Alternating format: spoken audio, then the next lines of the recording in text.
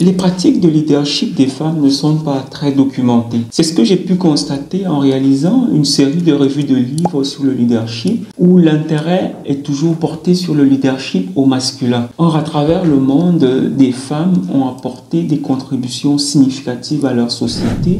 Elles ont permis partout dans le monde à transformer leur société radicalement. Face donc à cette rareté de restitution des pratiques de leadership des femmes, je me suis lancé en quête d'ouvrages qui en parlent. Et je suis tombé sur un ouvrage assez intéressant dont j'ai envie de vous parler aujourd'hui. Ce livre est intitulé Vital Voice. Il est écrit par Alice Nelson, fondatrice de l'association Vital Voice, dont l'objectif est d'accompagner les femmes leaders à travers le monde dans divers domaines, dont celui des droits humains. Dans ce livre, Alice Nelson donne la voix à des histoires touchantes de femmes qui, face à des atrocités inimaginables, face à des défis périlleux, ne se sont pas résignées, mais se sont plutôt levées pour changer la face du monde et de leur société. Il y a donc dans les différentes pages de ces livres un très grand sens de responsabilité, et ce sens de responsabilité empli de compassion,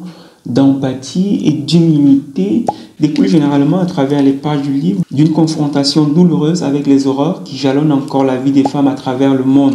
Ces horreurs ont des noms, il s'agit des violences domestiques, il s'agit de l'esclavage moderne. Les femmes dont les histoires sont dépeintes dans ce livre viennent de milieux assez différents. Il y a bien sûr, comme on peut s'y attendre, des femmes politiques puissantes telles que Hillary Clinton ou encore Christine Lagarde.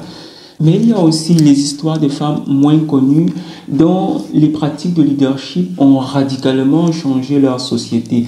Il y a par exemple l'histoire du docteur Amina Balour, une pédiatre qui a dirigé un hôpital clandestin pendant la guerre civile en Syrie. Il y a aussi l'histoire de Marina Parker, qui a créé la première ligne d'assistance pour les survivants de violences domestiques en Russie. Cette dernière a par exemple eu le courage de nommer un problème dont personne ne voulait parler dans son pays, la Russie.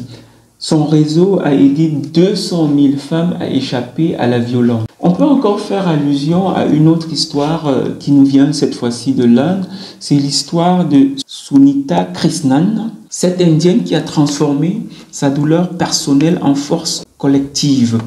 Plutôt que de se retirer après avoir été victime de violences, elle a créé des refuges et des programmes de réintégration pour les survivants de l'esclavage sexuel. Le grand mérite de ce livre, à mes yeux, est de proposer une sorte de redéfinition collective et pleine de générosité de ce que le leadership, le vrai, peut être.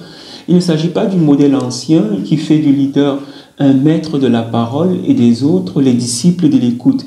Il s'agit plutôt ici d'une approche mettant en avant l'écoute et le dialogue permanent. S'il y a bien une chose que les lecteurs retiendront de ce livre, c'est que bien que le leadership soit exigeant et nécessite une bonne dose de courage et de sacrifice, il n'est pas un concours de popularité ou une sorte de recherche d'avantages personnels. Il ressemble plutôt à une sorte de saut dans l'inconnu les yeux fermés qui naît généralement d'un sens de responsabilité envers les autres. C'est en tout cas ce que j'ai pu tirer de la lecture de ce livre que je vous recommande vivement à lire.